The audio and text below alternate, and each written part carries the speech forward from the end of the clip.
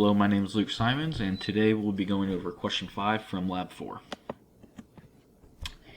Here is our working circuit of the flip-flop data latch plus debounce switch.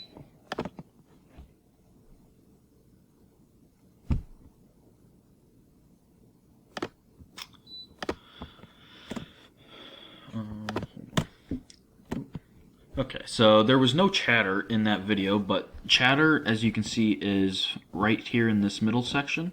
And you can tell this is chatter because from about the start of this wave to about here, all these waves correlate. There is no discrepancy whatsoever between them. But as soon as you get here, you get these little spikes.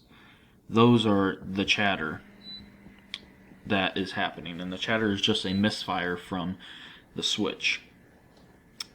Looking at the outputs of Q and Q bar, going back to this video, you can tell this is a working circuit because you are having one of your outputs going from 0 volts to 5 volts, as you can see on this channel 1, and then channel 2 is showing 5 volts going down to 0 volts.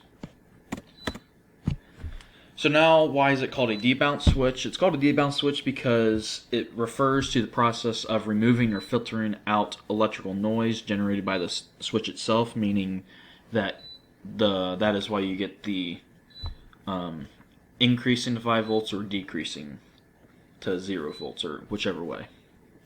And then a flip-flop data latch helps achieve this because it is retaining the voltage level of the input as the output state. But theoretically, there shouldn't be any malfunctions, meaning there shouldn't be any chatter, but since the switch is a mechanical device, there is uncontrolled bouncing of the switch causing this chatter to happen. Thank you.